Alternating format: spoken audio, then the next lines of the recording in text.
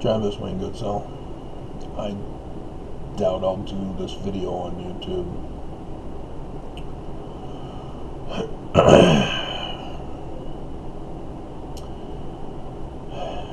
Religious people have idol worship in common. The belief that any object has moral, spiritual, ethical, whatever powers, and that they can bestow that on humans by contact or association.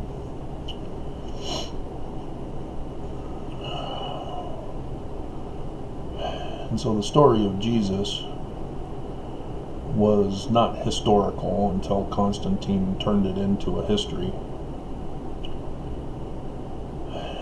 And everybody, you see in the news about missing gospels found, and Jesus had a wife, childhood stories found,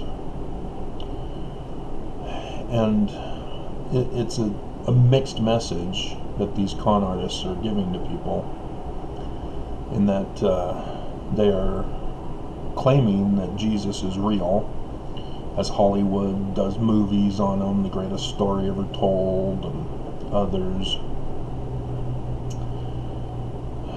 all self-fulfilling the beliefs that he's real and historical, refusing to accept and acknowledge that Constantine created him as historical. And so everybody tries to find, something to prove he was real. The Shroud of Turin, the wood chips from his cross, the blood of Jesus, the bloodline, and believing in the stories and the myths of his daughter Sophia being taken to Europe to hide away.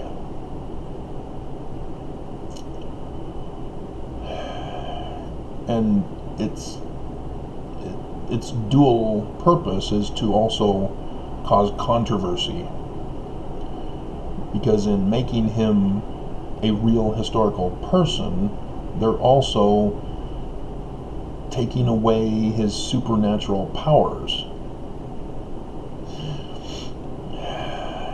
And that's frustrating to the Christian churches, especially the Catholic Church, as they call all these things myths and lies to deceive. And they are, but so is the main story.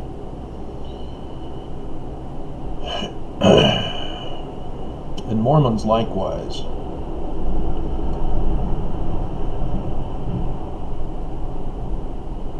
Because of the Danites wanting Jesus as their Christ. They came into the church to change it, to destroy it. And they came in not liking the Christ that Joseph Smith had set up, and insisted and demanded that it be Jesus. And so when Joseph is murdered, it becomes the Church of Jesus Christ of Latter-day Saints.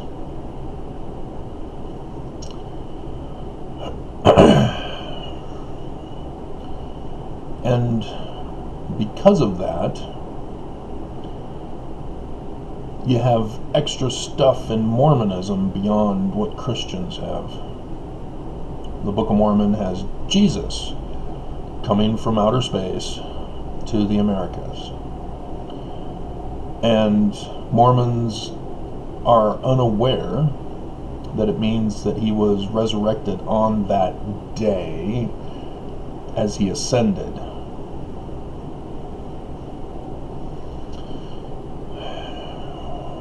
Mormons missed that. And it's biblical depending on which gospel you use. But the concept of Jesus coming to the Americas not only self-fulfills in circular logic form the two wrongs, as if they make a right. Book of Mormon is not historical. Jesus is not historical. And yet you have Jesus coming to the Americas, and Mormons say, oh, it proves the Book of Mormon and Jesus true, as real, as historical people. And so they turn Joseph Smith's history into a first vision that Jesus appears to Joseph Smith, doing what the Danites did, taking away the Christ that Joseph Smith was trying to teach. And it was him.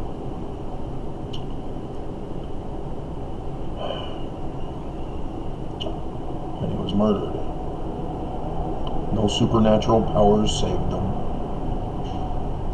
But the Book of Mormon carried on, as much as it got altered, just like the Great and Abominable Church in the Book of Mormon was said to do to it. And so when we get to the latter days, because Mormons still believe, like Christians, that Jesus is real, that he's coming back,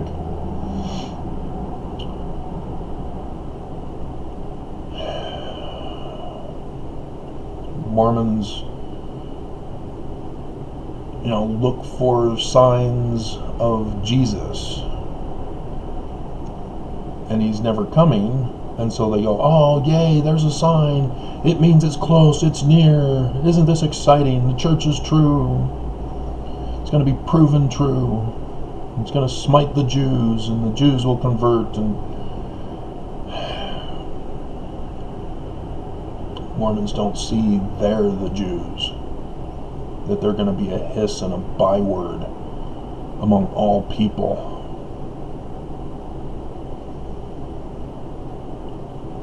They've killed their first Christ, and they're going to be murdering their second Christ, the latter-day Christ, because they believe in what isn't true, in what isn't real. And all the prophecies about the Christ are attached to Jesus, as if proof of his reality back in the Roman period, proof of his reality for a future coming. And so the concept of an actual mortal, flesh and bone with mortal parents, being the fulfillment of Scripture, that's unthinkable in their mind.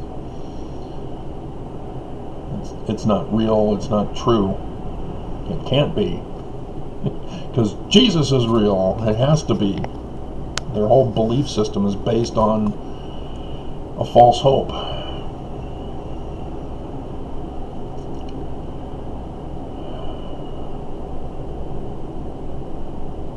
And so the prophecy of star dates, the prophecies of his birthplace, time, the names, his name, the parents' names, where he moves to, his childhood,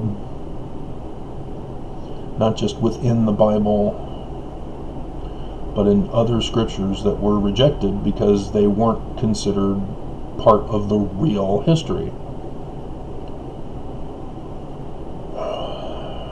Because it was not understood for what they were written for. Prophecies.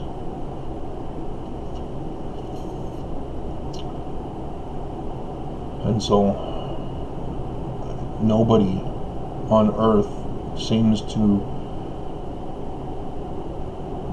know where to turn. And it's false hope that the enemy has thrown into our society's thinking processes that betrays people. And it's the most shocking thing to realize that somebody gave you false hope. And they try to brush it off and say, well, it's because we really love you and care for you. That's why we lied to you. Because you are weak and can't handle the truth. They don't say that part necessarily. It's understood.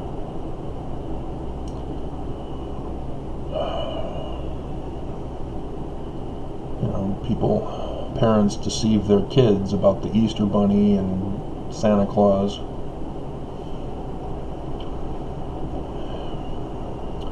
And parents then wonder why their kids end up not trusting their parents anymore, rebelling against them. It's because the parents gave them a false hope. They lied. And whether the kid reveals that it was because they learned that the parents had been lying to them about Santa Claus or the Easter Bunny,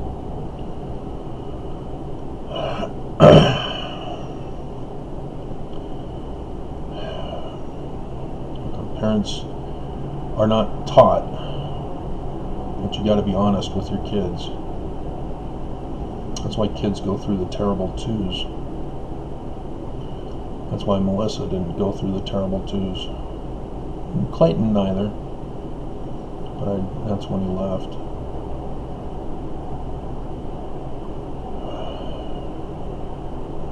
And if you communicate and are honest with people, everything is fine. But when you lie to people and you cover up to maintain the lie, that's where people get betrayed. And that's what the church has done to Mormons. They've lied, and they keep covering up church history. They cover up the truth. And when the truth does get exposed, the church continues the lie until they can't cover it up anymore, like the rock in a hat. But even then, the church is okay with that because the real truth is still covered. Just because Joseph Smith had a rock and a hat, it doesn't show that Joseph Smith was not a part of writing the Book of Mormon. And so the lie is still maintained that Joseph Smith was involved with the Book of Mormon.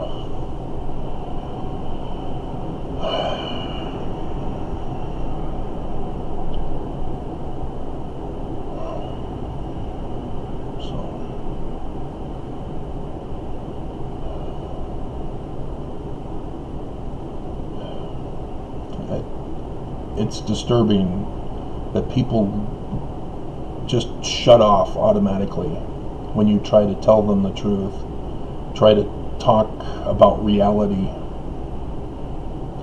that they're so ingrained in what is false, what is not true, what is unreal, that they won't listen and even get to the point of getting violent, starting a holy war over a deity who doesn't exist.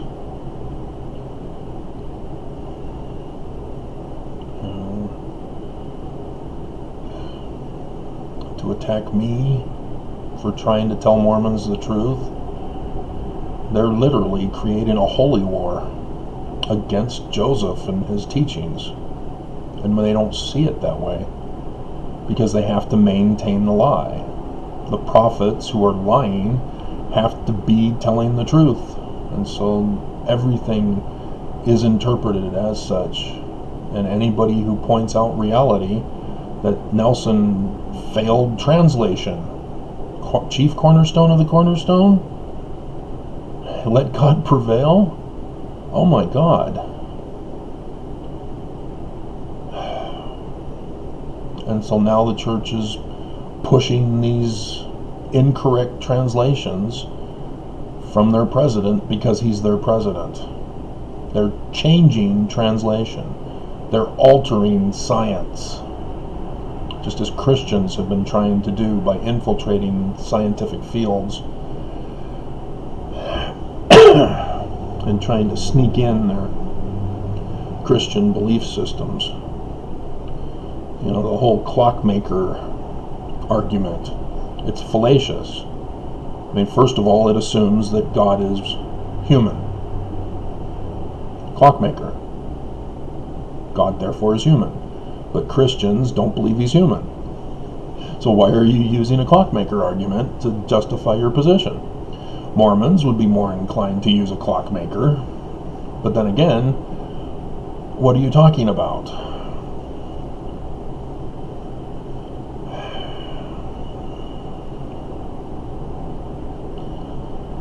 They don't think.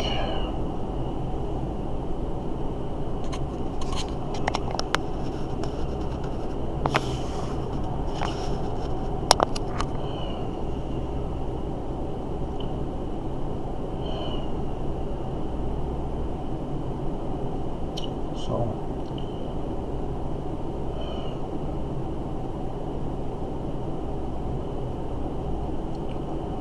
how do you warn Mormons of destruction when they don't even believe?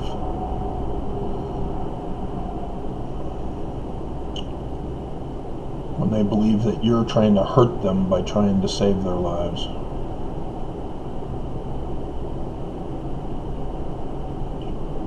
When they're being slaughtered by their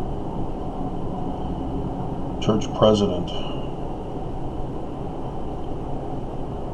and they get angry and violent and commit crimes against anybody who tries to step in to intervene and save their lives.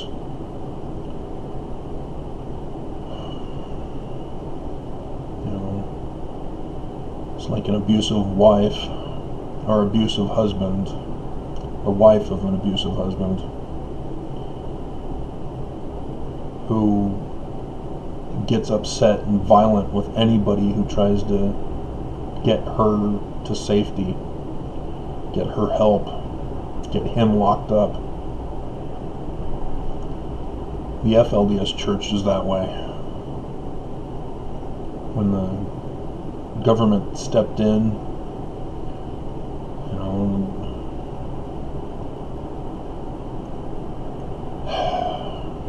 polygamy is a crime, and then underage marriages is a crime, and yet people stepped in to defend the actions, only wanted the leader locked up, as if that was going to solve it. No, it's not going to solve it. The people, the members, are already ingrained in criminal activity. They're going to continue it. They're going to think that they were wrongly persecuted for their religious beliefs. And so all the people who were stepping in to justify the actions of the women in the group, it's just, you blew it. Because they're still practicing polygamy. They're still doing child slave labor. They just aren't allowed to receive SNAP benefits anymore. And so that causes more suffering, because they got the SNAP benefits because they were suffering financially. And now you've taken away their main support, which was criminal. They got it criminally. But nonetheless, how are they going to survive now? They think their religion is true. The one true church, that their president is locked up unjustified. Their government is the evil enemy. And this is Mormons. If the government were to come in and lock them all up, Mormons would think that the government is the enemy. That it was okay for the prophets to commit crimes because Jesus told them to do it.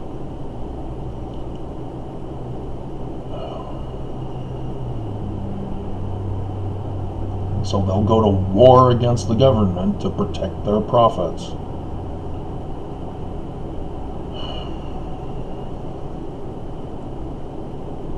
They just won't come out of it. They won't wake up and go, what are we doing? Why are we believing this? This is ridiculous. I've been made a fool of by my leaders.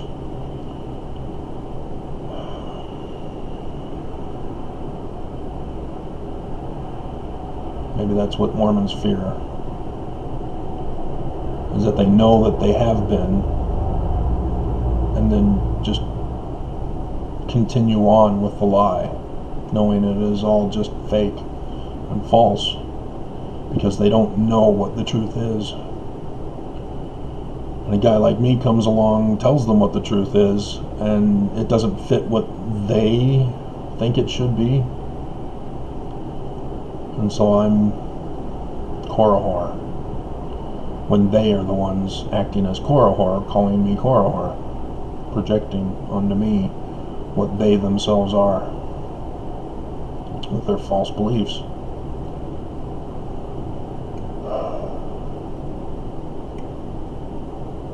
And so how do you get people to make the connection that the prophecies are for a real person?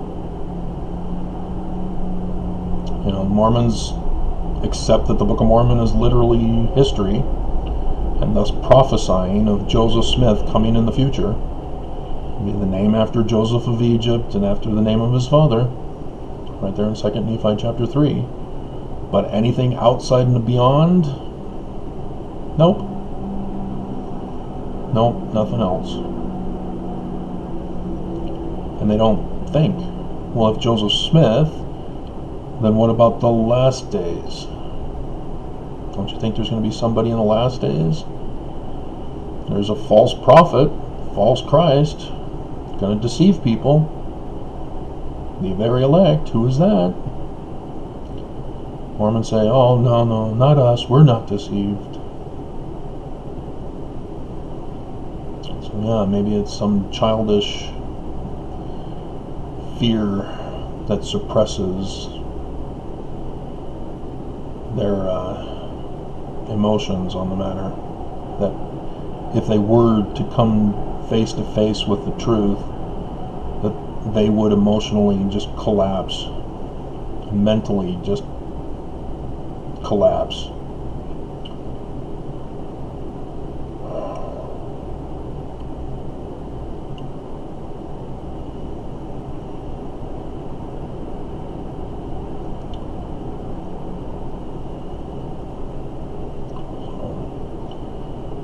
Well, I gotta do laundry today, so I guess I gotta shower and shave.